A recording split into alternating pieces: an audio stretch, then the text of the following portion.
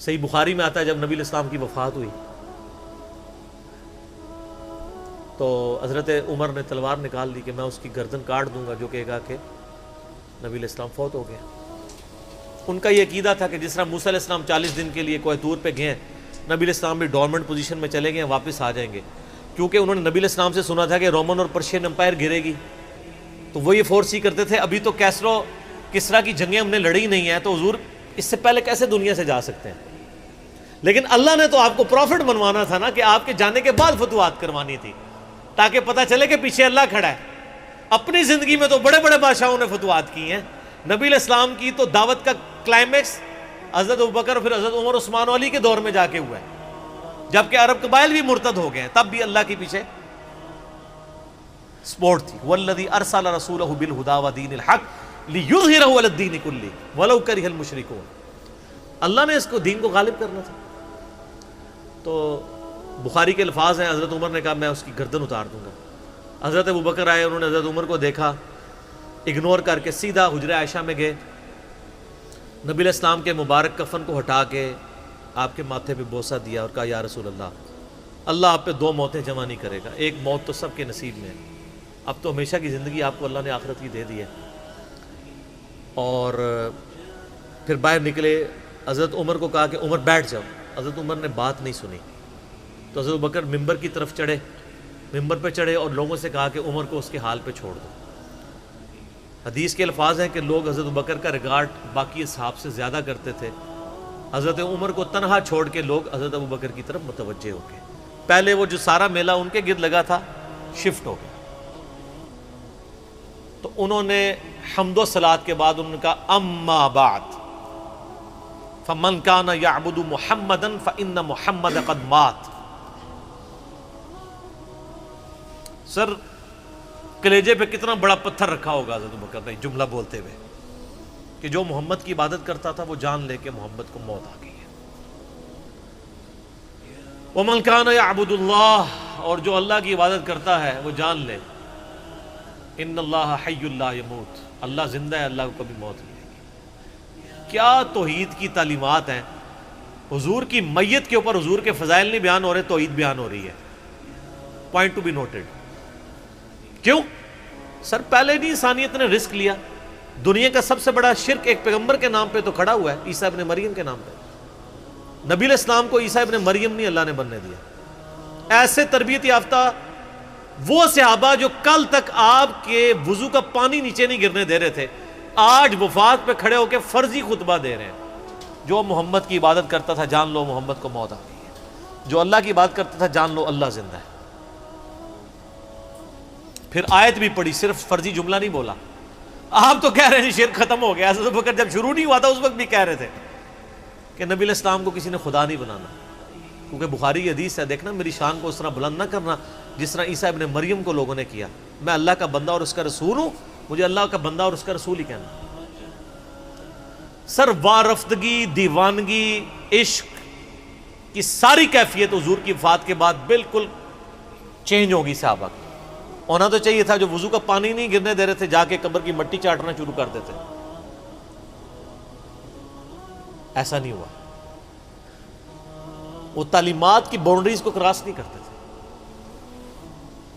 تو پھر انہوں نے آیت پڑھی، سورہ آل عمران آیت نمبر 144، وما محمد الا رسول قد خلت من قبلہ الرسل افإن مات او قتل انقلبتم علی اعقابکم۔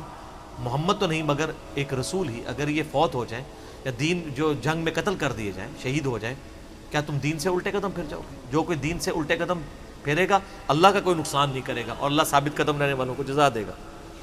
پھر سورہ الزمر کی آیت نمبر 30 پڑھی، انک میت وانہم میتون، اے نبی تمہیں بھی مرنا ہے اور ان کو بھی موت آنی ہے تمہارے مخالفین کو، پھر تم اللہ کے حضور جھگڑو گے، اللہ تمہارا فیصلہ کرے گا۔ یہ سیدنا ابوبکر کی حضور کی وفات کے وقت استقامت تھی۔ پھر جھگڑا کھڑا ہو گیا حضور کو دفنانا کدھر ہے؟ جامعہ ترمذی میں حدیث ہے، سیدنا ابوبکر کہتے ہیں کہ میں نے نبی علیہ السلام سے یہ بات سنی تھی کہ اللہ اپنے پیغمبر کو وہیں پہ موت دیتا ہے جو اس کے لیے سب سے پسندیدہ جگہ اللہ کے نزدیک ہوتی ہے، تو حضور کی جو چارپائی ہے نا اس کے نیچے ان کی قبر کھودو، وہاں پہ اللہ نے ان کو موت دی۔ پہلے صحابہ میں رائے نہیں طے ہو رہی تھی کہاں دفنانا ہے، پھر سنن نسائی الکبریٰ کے اندر پورا وفات النبی چیپٹر ہے، سنن ابن ماجہ میں بھی موجود ہے کچھ حصہ اس کا۔ پھر لوگوں نے پوچھا کہ نبی علیہ السلام کا جنازہ ہوگا؟ انہوں نے کہا ہاں ہوگا۔ اسی طریقے سے تکبیر کہو اور سورہ فاتحہ اور اس کے بعد درود شریف اور اس طریقے سے 4 تکبیرات پڑھو۔ لیکن ایک فرق تھا کہ نبی علیہ السلام کو پروٹوکول صحابہ نے دیا ہے کہ آپ کی جو جنازے کی نماز ہے نا وہ جماعت کے ساتھ نہیں ہوئی۔ صحابہ نے یہ پروٹوکول دیا کہ حضور کی میت کی موجودگی میں بھی کوئی شخص امامت نہ کروائے۔ حجرے میں ایک طرف سے لوگ داخل ہوتے تھے، اکیلے اکیلے جنازہ ادا کرتے تھے، اور ڈیٹیل میں آتا ہے 2-3 دن تک جنازہ ہوتا رہا۔ پہلے یعنی مرد داخل ہوئے، اس کے بعد بچے، غلام، پھر عورتیں، اس طریقے سے سب نے جنازہ پڑھا۔ ظاہر ہے 1 لاکھ سے زیادہ لوگ تھے جنازہ پڑھنے والے۔ اس موقع پہ بھی سیدنا ابوبکر کی آپ استقامت دیکھیں، ورنہ حضرت عمر کتنے سٹرانگ اصحاب کے مالک تھے، ان کی حالت آپ دیکھ لیں۔ جب ضرورت پڑی ان کے مضبوط اصحاب کی تو کولیپس کر گئے۔ ابوبکر ہی کھڑے ہوئے ہیں، تو حضور کو پتا تھا نا میں نے مصلی پہ کسے کھڑا کرنا ہے۔ اور بخاری میں الفاظ ہیں، جب مصلی پہ کھڑا کیا فرمایا ابوبکر کے علاوہ سارے دروازے بند کر دو، صرف ابوبکر کے گھر کا دروازہ جو مسجد کی طرف کھلتا ہے، جو مسجد کا دروازہ ابوبکر کے گھر کی طرف ہے وہ کھلا رکھو، باقی سارے بند کر دو۔ تو نبی علیہ السلام کو یہ پتا تھا کہ کس لیول کا کس بندے کا یعنی ایمان ہے، اس کے اعصاب ہیں۔ اور بخاری کے الفاظ ہیں، جب حضرت ابوبکر نے خطبہ دیا، حضرت عمر کہتے ہیں میرے پاؤں میرا بوجھ نہیں اٹھا سکے، اور مجھے یقین آ گیا کہ حضور فوت ہو چکے۔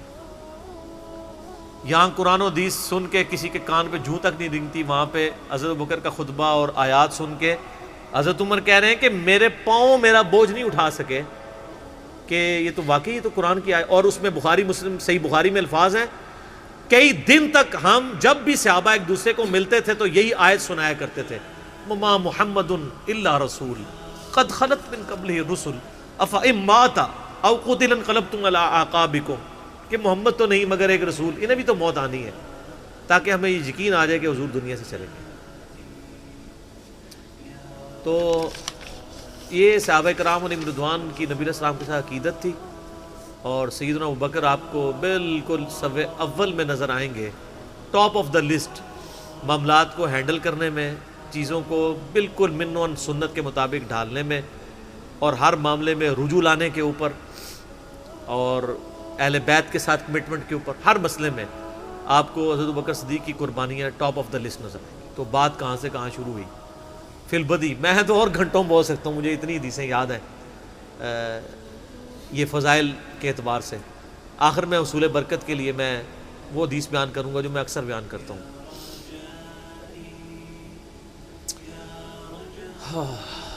عبداللہ بن عباس رضی اللہ تعالیٰ عنہما کہتے ہیں، بخاری اور مسلم دونوں میں ہے،